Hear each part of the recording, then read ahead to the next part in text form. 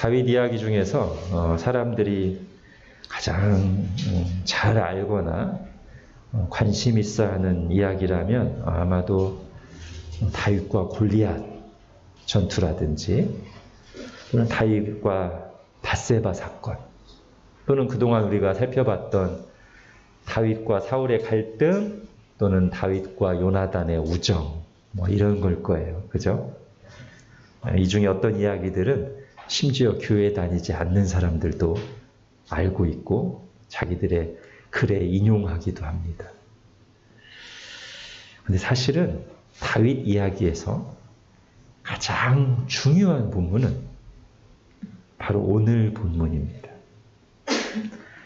이 사무엘하 7장이 단연코 다윗 이야기의 절정이고 사무엘서의 클라이막스라고 할 수 있습니다.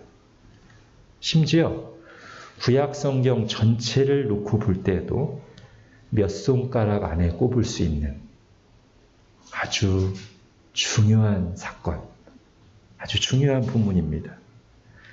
이렇게 중요한 본문이기 때문에 제가 몇 주 전에는 아브넬과 요압 얘기 나올 때 본문을 길게 해서 간단하게 이렇게 한 번에 넘어갔잖아요. 반대로 오늘 이 사무엘하 7장은 앞으로 몇 주 동안에 걸쳐서 자세히 살펴보려고 합니다. 제가 이렇게까지 말씀드릴게요. 사무엘서의 다른 본문은 잊을지라도 다윗의 다른 이야기는 혹시 충분히 이해하지 못할지라도 이 사무엘하 7장만큼은 꼭 기억하시고 이해하시기를 바랍니다. 먼저 본문의 앞부분 내용을 간략하게 볼게요. 여러분 지난 몇 주가 다윗에게 있었던 일들을 한번 떠올려 보십시오. 마치 단계를 하나하나 밟아가듯이 진행되어 왔어요.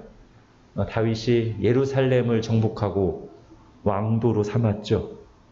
예루살렘이 준비됐어요.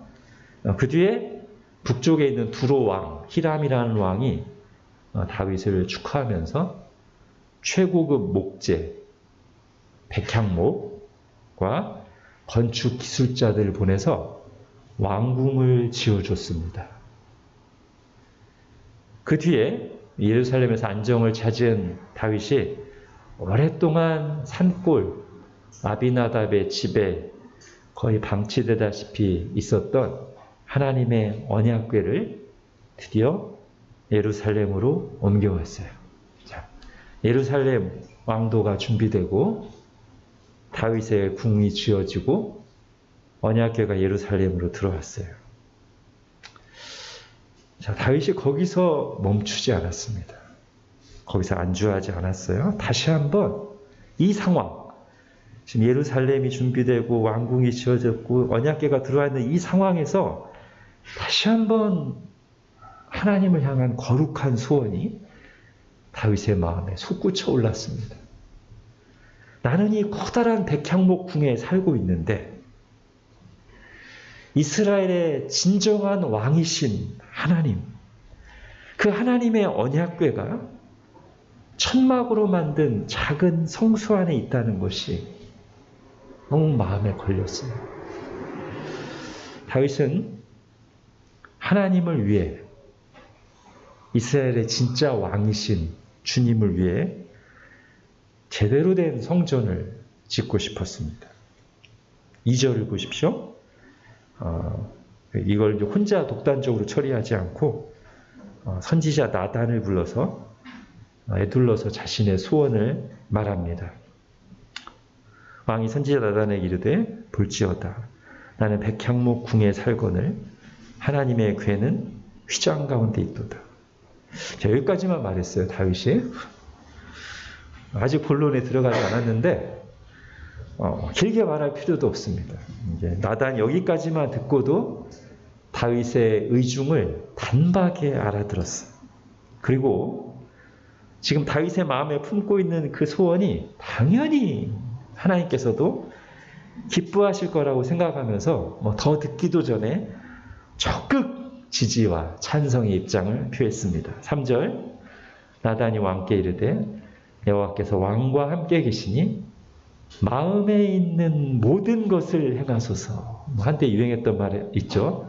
하고 싶은 거 다 해. 뭐 이런 거, 그런 겁니다. 왕이여, 하고 싶은 거 다 하세요. 자, 그러나 이후 이야기는 다윗과 나단이 생각한 대로 흘러가지는 않습니다. 그보다 훨씬 멀리까지 연결되고 훨씬 높은 차원의 이야기로 이어지죠. 지금 이 다윗과 나단이 주고받은 생각과 대화는 하나님께서 오래전에 준비하신 더 큰 계획으로 들어가기 위한 입구, 마중물에 불과했습니다. 하나님께서는 이날 다윗에게 그의 왕권에 대해, 그의 아들에 대해, 다윗의 자손이죠. 그의 아들. 그리고 성전에 대해 약속을 주시는데, 이 약속들은 아까 앞에서도 말씀드렸습니다만 구약 전체, 아니 성경 전체의 핵심 내용이라고 할 수 있어요. 이것을 가리켜 우리가 다윗 언약이라고 부릅니다. 하나님께서 다윗과 맺은 언약이라는 뜻이죠. 성경에 여러 언약들이 나오는데 항상 이 언약에 두 당사자가 있는데 한쪽 당사자가 하나님이세요. 그러니까 모든 언약에 하나님이 중요하다고 하나님 언약하면 다 똑같아지잖아요. 이름이. 그러니까 하나님은 항상 계시고 하나님이 언약을 맺는 그 사람, 각각 다른 사람의 이름을 붙여서 이제 언약들을 구분하는 거예요. 하나님이 노아와 언약을 맺으시면 노아 언약. 하나님이 아브라함 언약을 맺으시면 아브라함 언약. 하나님이 다윗과 언약을 맺으시면 다윗 언약. 이렇게 부르는 거예요. 잠깐 언약이 뭔지 좀 생각하고 가겠습니다. 이게 은근히 좀 어렵게 느껴져요. 그렇죠? 언약이죠. 제가 오늘 최대한 성경의 핵심 내용을 간결하게 정리하고 가겠습니다. 우리가 한동안 이제 다윗 언약을 살펴볼 거니까. 우선 단순하게 말하면 언약은 문자 그대로 말로 하는 약속입니다. 말씀 약속할 때 약. 말로 하는 약속이에요. 언약이. 쉽죠? 물론 성경에서 이 약속은 말로 이루어지지만 잘 보면 생명을 담보로 하고 있어요. 즉 이 언약을 저버리는 사람은, 언약을 깨뜨리는 사람은 죽음을 당할 것이라는 맹세가 담겨 있죠. 이 언약은 사람들 사이에서 종종 일어납니다. 우리가 가장 최근에 본 언약은 다윗과 요나단 사이에 맺은 언약이에요. 그들이 서로 언약을 맺잖아요. 어떤 언약을 맺어요? 서로에 대해서 신실할 것. 더 나아가 서로의 후손에 대해서까지 자비를 베풀 것을 엄중하게 약속합니다. 말로 약속하는 거예요. 그런데 이 언약이 엄중한 것은 그들이 하나님 앞에서 하나님의 이름으로, 즉 하나님을 증인으로 해서 맺은 언약이기 때문에 아주 중요하죠. 자, 근데 우리가 성경에서 더 눈여겨봐야 될 언약은 사람 사이에 맺은 언약 아니라 하나님과 사람이 맺은 언약입니다. 어떻게 하나님과 사람이 생명을 걸고 언약을 맺을 수가 있을까요? 하나님과 사람의 간격, 그 존재의 차이가 얼마나 큰가를 우리가 조금만 생각하더라도 사실 이것은 엄청난 일입니다. 우리가 개미와 언약을 맺는다고 한번 생각해 보세요. 개미 중에 하나를 우리가 딱 선택해가지고 야, 너 A 개미야, 나랑 언약을 맺자. 서로의 목숨을 걸고. 여러분, 인간의 목숨과 개미의 목숨이 이렇게 같이 이렇게 언약을 맺을 만큼 비슷한가요? 아니, 애초에 굳이 언약을 맺을 이유가 뭐가 있습니까? 그냥 사람이 자기 뜻대로 개미를 다루면 되잖아요. 그런데도 어느 한 계미를 택해서 나의 언약의 당사자로 삼고 서로의 목숨을 걸고 언약을 맺는다면 지금 누가 한껏 자기를 낮춘 거예요? 사람이 자기를 한껏 낮춘 것이고 지금 누구를 아주 특별하게 대하고 높여주는 거예요? 그 선택된 계미를 아주 특별하게 대하고 높여주는 것이죠. 아마 계미가 황송하고도 감격스러울 거예요. 계미에 불과한 내가 사람과 언약을 맺는다니.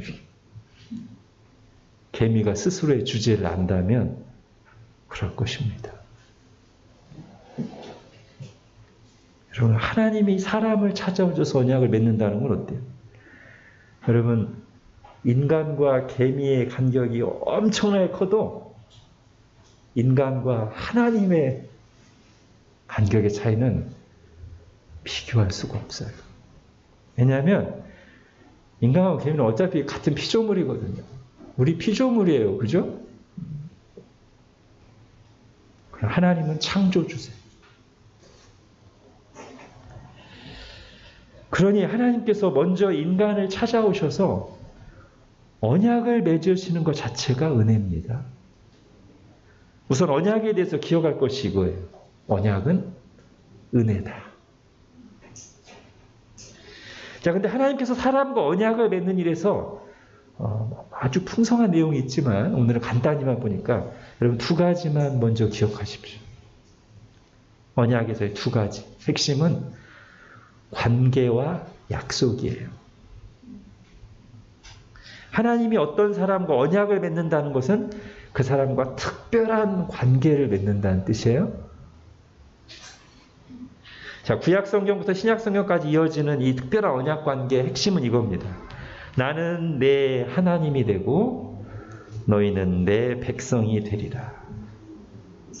이게 앞에 모세오경부터 계시록까지 나와요.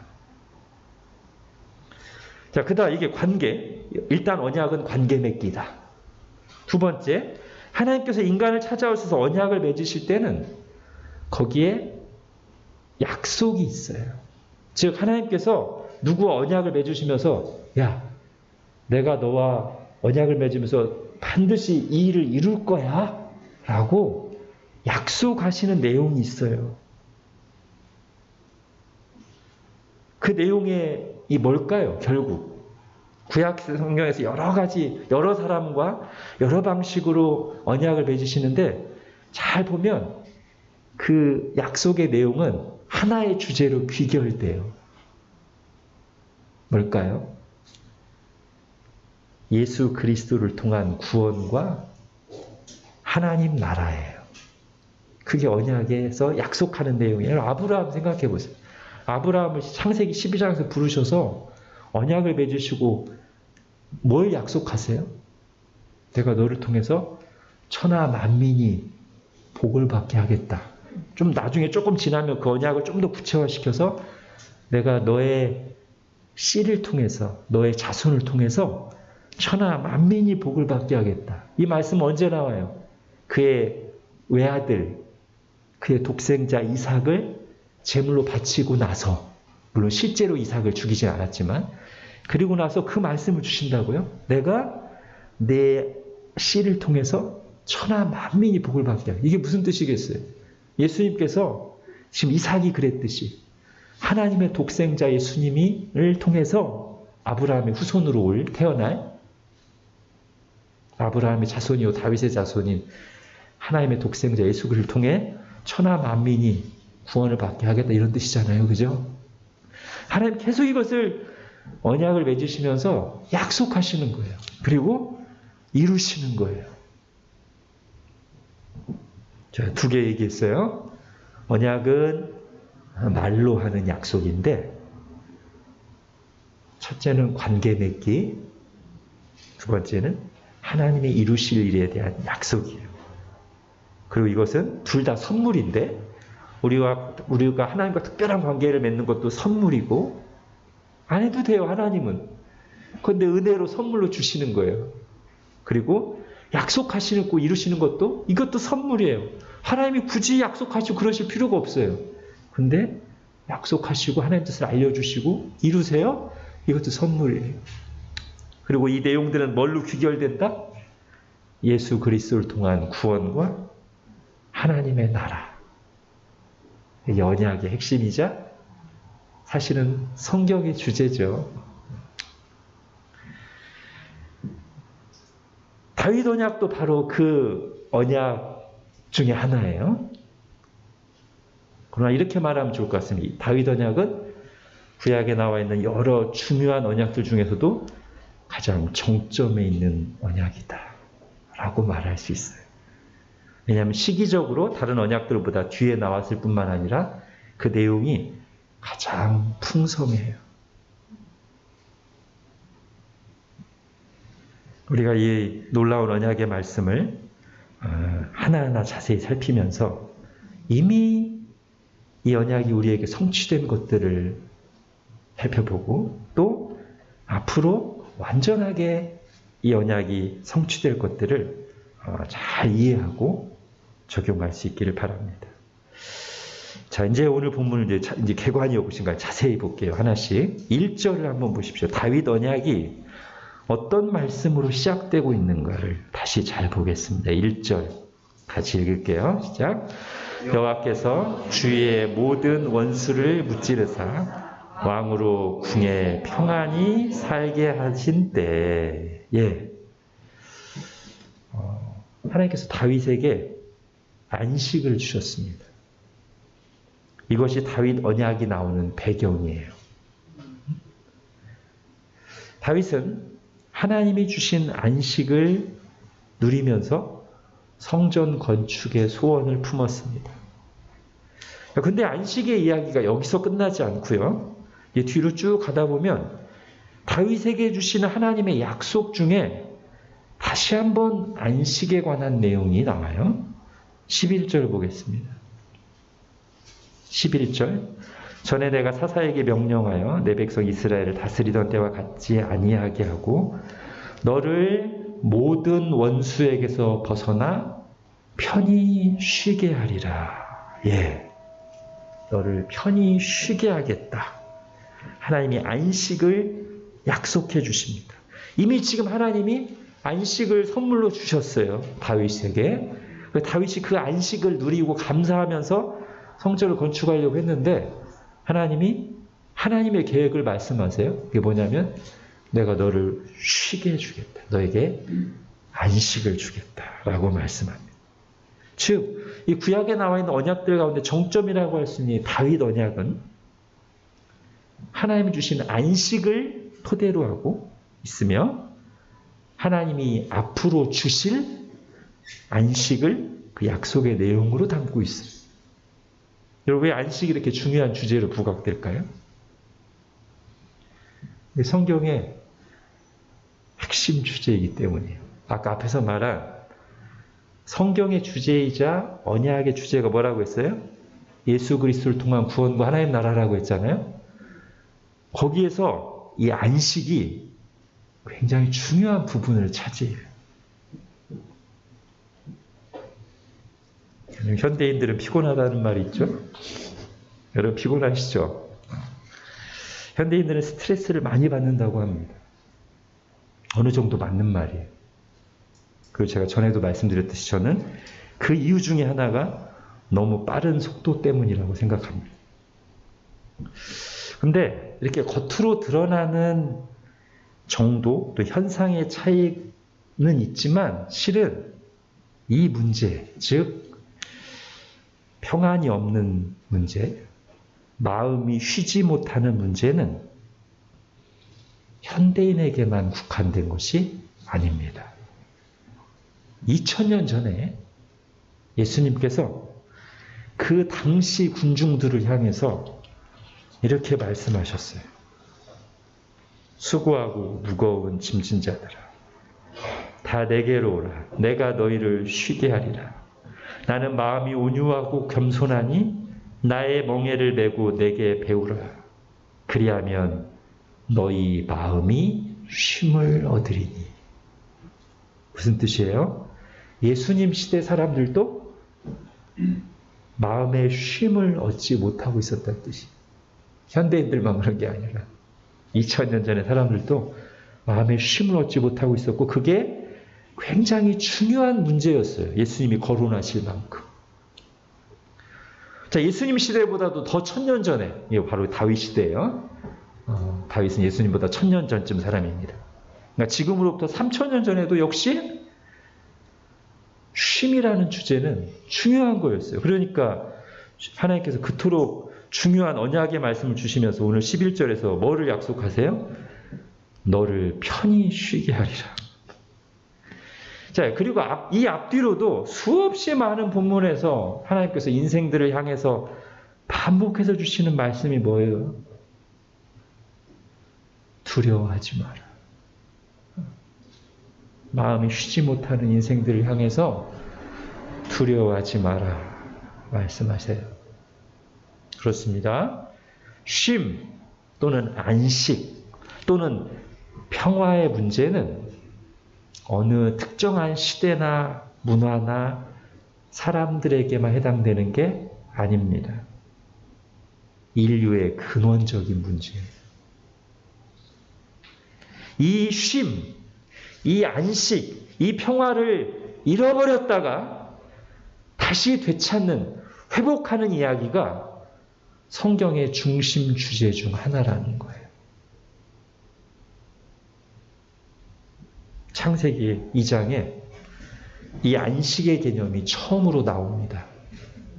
하나님이 6일 동안 창조하시고 7째 날에 안식하셨다고 나오고요. 조금 더 내려가면 창세기 2장 15절에 이런 말씀이 있어요. 여호와 하나님이 그 사람을 이끌어 에덴 동산에 두어 그것을 경작하며 지키게 하시고 라고 돼 있죠. 우리말 번역에는 이게 안식 개념이 잘 안 나타나는데 사실 여기서 그 사람을 이끌어 에덴 동산에 두다 라고 하는 이 동사가 헤니아흐예요. 오랜만에 원어 씁니다. 헤니아흐예요. 헤니아흐가 기본적인 뜻이 안식을 누리게 하다, 안식을 주다는 뜻이에요. 그러니까 그걸 살려서 번역하면 뭐 이런 거예요. 여호와 하나님 그 사람을 이끌어 에덴 동산에서 안식을 누리게 하시고 그것을 경작하며 지키게 하셨다. 다시 말하면 처음 창조된 인간이 거주했던 땅은 안식의 땅이었습니다. 하나님은 거기서 인간에게 안식을 주시고 안식을 누리게 하셨어요. 물론 이 안식이라는 말이 아무것도 하지 않고 놀고 쉰다는 것으로 이해하면 안 되겠어요? 왜냐하면 당장 이 구절 뒤에 이어지는 내용이 뭐예요? 여호와 하나님 그 사람을 이끌어 에덴 동산에 두어, 즉 에덴 동산에서 안식을 누리게 하시고 그 뒤에 나오는 내용이 그것을 경작하며 지키게 하시잖아요. 하나님은 첫사람 아담에게 할 일도 주시고 안식도 주셨어요. 즉 이때 죄를 범하기 전에 첫사람 아담은 열심히 일을 하고 사명을 감당하면서 그 마음에 진정한 안식, 쉼을 누리고 있었단 말이에요. 그게 처음 창조된 인간의 모습이고 에덴 동산에서의 모습이에요. 근데 이 안식이 언제 사라지고 언제 이 안식의 땅에서 쫓겨납니까? 우리가 잘 알죠? 하나님께서 선악과를 먹지 말라고 계명을 주셨는데 말씀하셨는데 인간이 하나님처럼 되려고 자기가 왕 되려고 선악과를 먹을 때 하나님의 말씀을 거스르고 하나의 관계를 깨뜨렸을 때 인간의 마음에 이 안식, 평안이 아닌 두려움이 솟아나고 그들의 몸은 이 안식의 땅인 에덴 동산에서 쫓겨나서 저주받은 땅에서 평생 안식이 없는 삶을 살게 됐다는 거예요. 이후의 성경 이야기는 하나님께서 어떻게 이 안식을 다시 회복시켜 주시는가에 대한 이야기라고 말할 수 있습니다. 그게 제일 먼저 분명하게 드러나는 책이 어디냐면 여호수아예요. 여러분 여호수아의 그 맨 앞부분 1장과 맨 마지막 24장에 보면 마치 그 샌드위치 구조처럼 똑같은 내용이 이제 주제 구절처럼 딱 나오는데요. 제가 읽어드릴게요. 1장 13절에 너희의 하나님 여호와께서 너희에게 안식을 주시며, 이 안식을 주시며가 아까 제가 말한 헤니아흐예요. 에덴 동산에 두어할 때하고 똑같은 동사예요. 너희 하나님 여호와께서 너희에게 안식을 주시며 이 땅을 너희에게 주시리라. 이게 여호수아 1장, 즉 여호수아 앞부분에 나오고, 맨 끝에 여호수아 끝부분 21장에 가면 여호와께서 그들의 주위에 안식을 주셨을 때 그 조상들에게 맹세하신 대로 하셨으므로, 이렇게 돼 있어요. 안식을 주셨다는 말이 여호수아 전체를 감싸고 있고요. 우리가 여호수아서 하면 떠오르는 정복 전쟁과 땅 분배는 이 안식을 누리기 위한 과정 방법이자 그 안식을 실제로 누리게 되는 그것을 보여주는 거예요. 핵심은 안식이에요. 즉 여호수아서의 주제를 사실 어떻게 봐야 되냐면 에덴 동산에서 쫓겨나 안식을 잃어버린 사람들 가운데 하나님께서 택한 백성들을 다시 약속의 땅으로 이끄셔서 거기서 안식을 얻게 하셨다. 이게 창세기 2장과 연결시켜서 볼 때 여호수아의 핵심 주제라고 할 수 있어요. 죄를 범할 때 인간이 잃어버린 안식 또는 그 안식의 땅을 하나님께서 다시 택한 백성들에게 회복시켜 주신다. 근데 이 택한 백성들을 안식의 땅으로 인도한 지도자 이름이 뭐예요? 여호수아예요. 여호수아가 헬라어로 뭐예요? 여러분 공부해서 다 알죠? 예수예요. 여호수아가 예수예요. 이것은 지금 하나님께서 장차 이루실 일을 보여주시려는 구약의 중요한 상징입니다. 즉 죄를 범함으로 안식을 잃어버리고 신라권된 세상에 살고 있는 사람들이 누구를 통해 다시 안식을 회복한다? 다시 안식의 땅에 들어간다? 예수 그리스도를 통해 안식의 땅에 들어간다. 오랜 시간이 지난 후에 바로 그 예수님이 오셔서 직접 내가 바로 그것을 위해서 왔다고 선언하시죠. 아까 읽은 말씀이에요. 마태복음 11장 28절. 수고하고 무거운 짐진 자들아 다 내게로 오라. 내가 너희를 쉬게 하리라. 창세기 3장에서 아담과 하와가 죄를 범하고 하나님과 단절된 이유로 에덴 동산에서 쫓겨난 이유로 수고하고 무거운 짐진 모든 인생들아 다 내게로 오라. 내가 너희를 쉬게 하리라. 너희가 잃어버렸던 그 안식을 내가 다시 너희에게 회복시켜 주겠다. 또 요한복음에서도 말씀하시죠. 평안을 너희에게 끼치노니 곧 나의 평안을 너희에게 주노라. 내가 너희에게 주는 것은 세상이 주는 것과 같지 아니하니라. 여러분 신라권된 세상에서 하나님과 단절된 세상에서 사람들은 늘 평안에 대한 갈망이 있고 추구하지만 진정한 평안, 진정한 안식을 누릴 수 없어요. 예수님은 내가 진정한 걸 주겠다고 말씀하시는 거예요. 그러므로 여러분 사람이 이 참된 쉼 또는 안식, 평화를 얻으려면 어디로 가야 돼요? 누구에게 가야 돼요? 예수 그리스도께 가야 돼요. 다른 말로 하면 예수님을 믿어야 돼요. 예수님을 믿어야 돼요. 예수 그리스도를 믿고 거듭날 때 우리 영혼에 하나님과 단절됨으로 인해 생긴 근본적인 두려움이 사라지고 평안이 임합니다. 그래서 중간에 믿은 사람들의 가장 두드러진 고백 중에 하나가 이거예요. 평안을 얻게 됩니다. 자, 마태복음 11장에서 예수님은 또 이어서 이렇게 말씀하십니다. 나는 마음이 온유하고 겸손하니 나의 멍에를 베고 내게 배우라. 그리하면 너희 마음이 쉼을 얻으리니.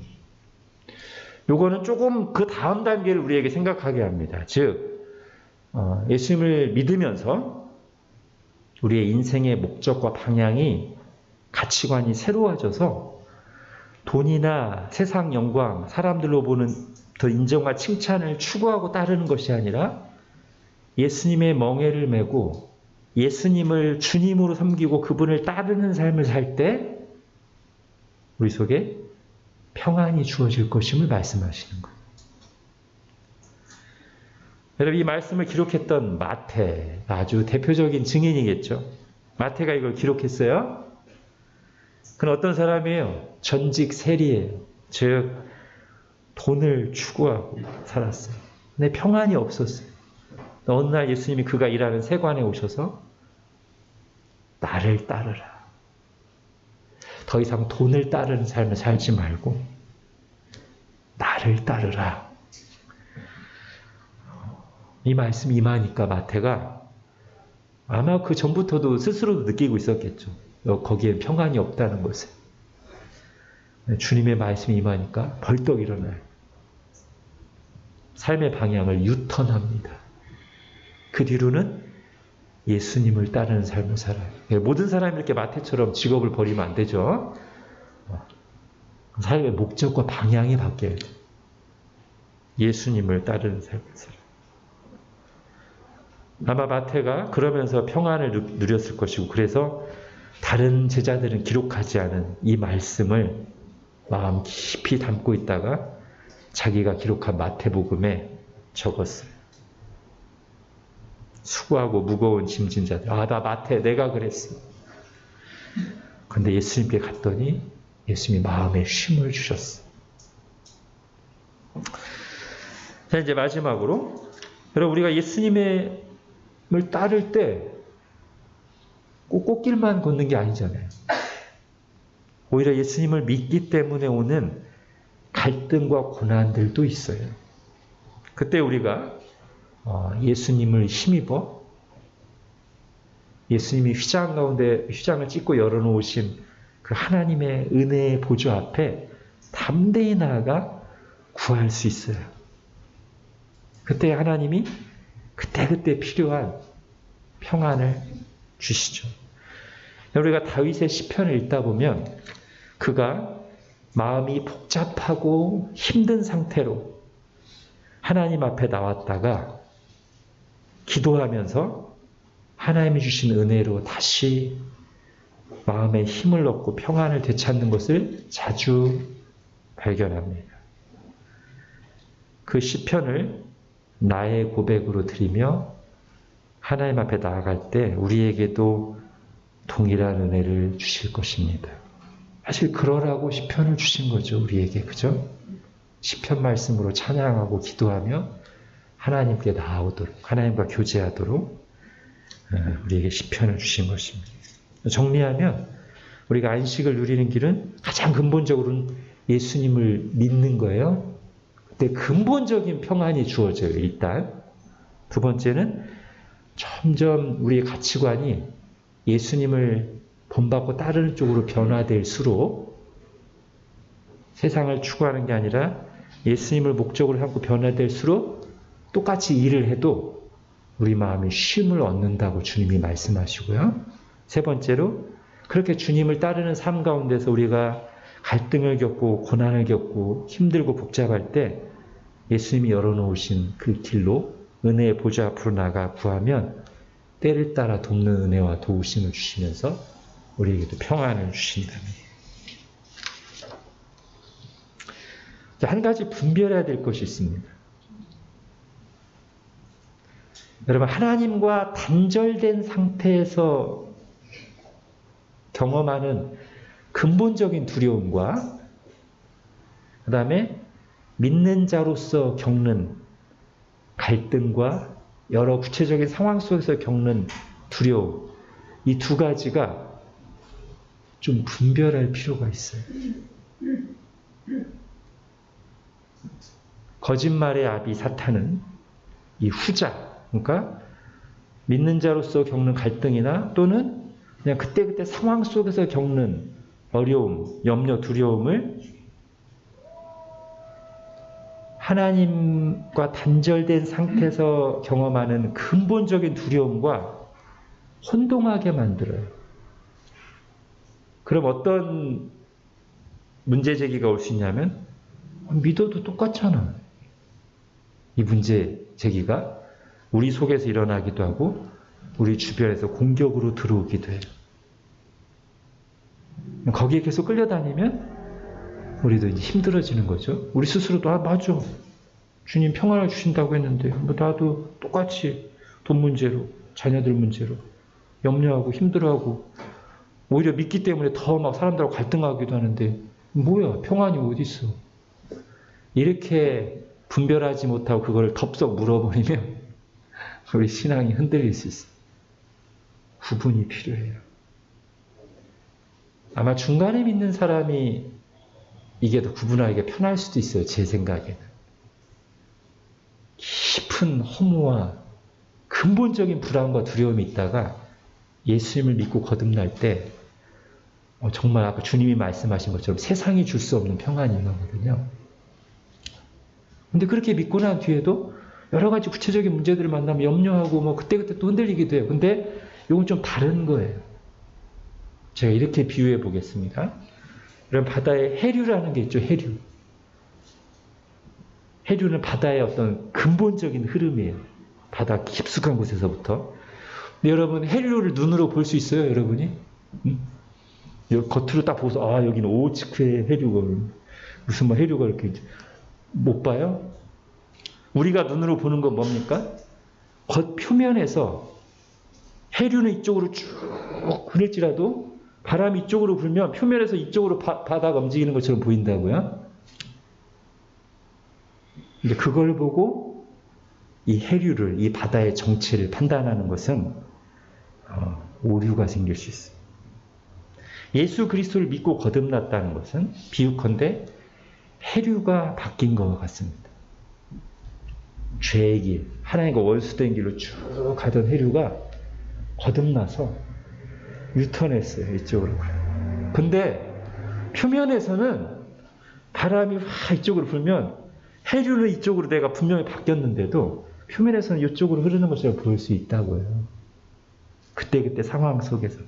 물론 가장 이상적이고 좋은 것은 표면의 여러 문제들의 영향보다 이 해류의 영향이 압도적이어서 겉과 속이 다 이쪽으로 흐르면 제일 좋겠죠. 근데 우리가 꼭 그렇지가 않단 말이죠.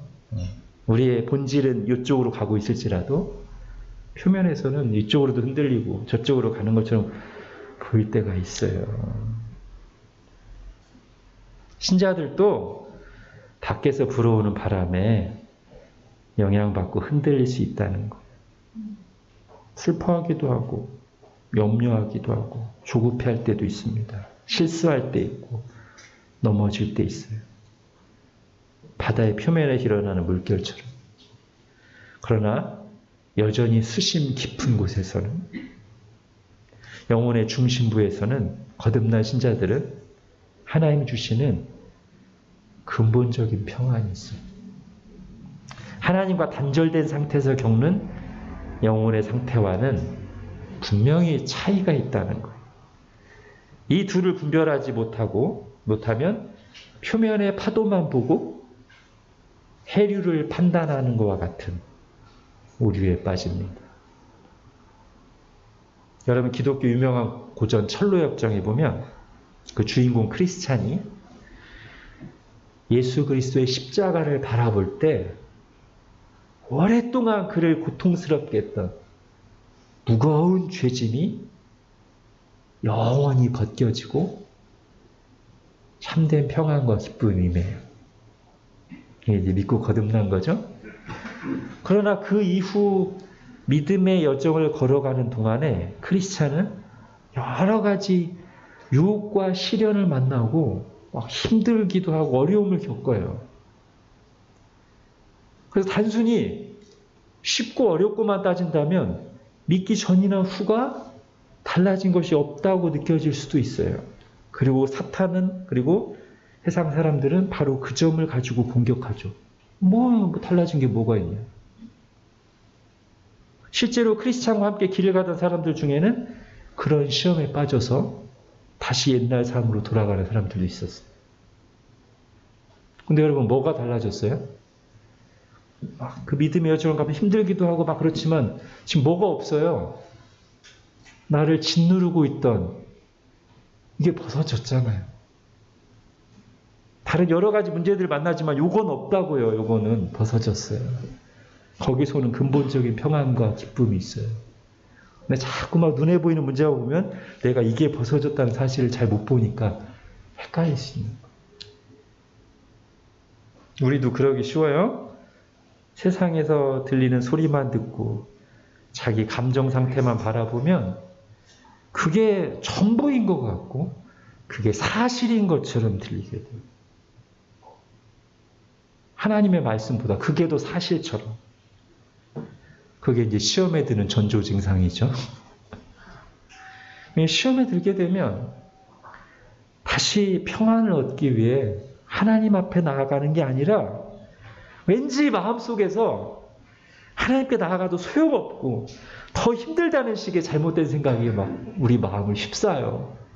시험에 들면 그동안 나에게 평안을 주셨던 하나님을 등지고 하나님에 대한 부정적인 감정을 품고 점점 더 멀리 가요. 죄와 세상을 따라가요. 당연히 거기에 평안이 없습니다.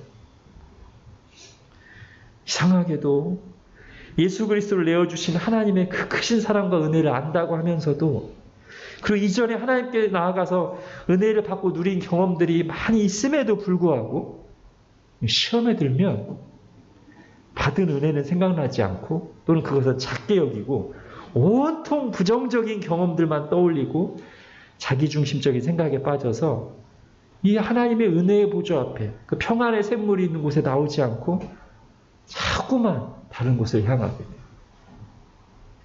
이게 이제 사탄의 계략이 성공한 상태의 모습이에요.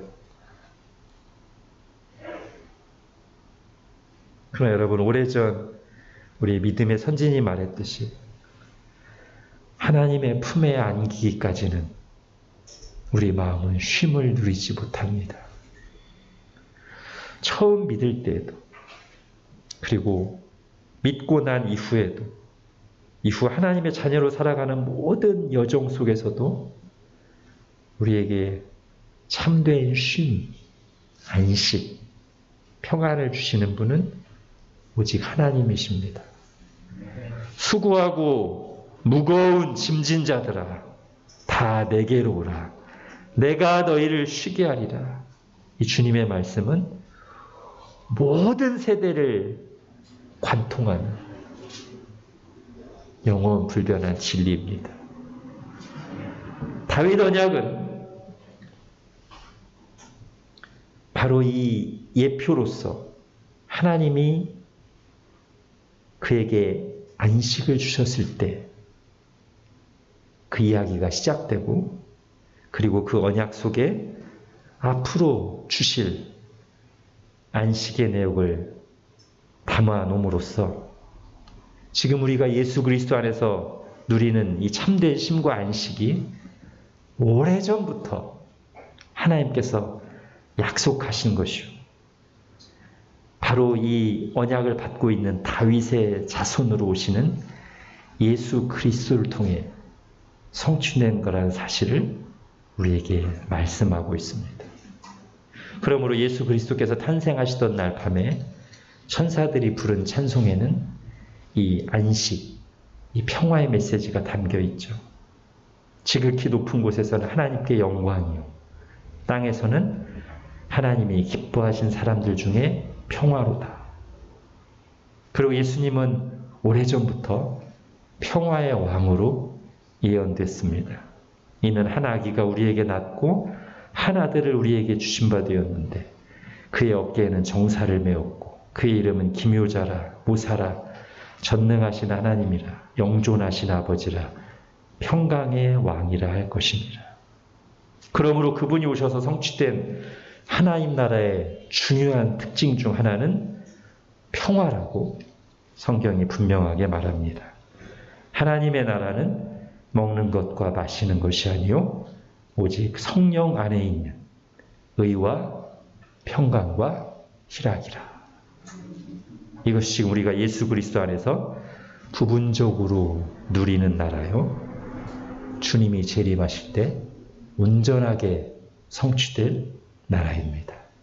기도하겠습니다.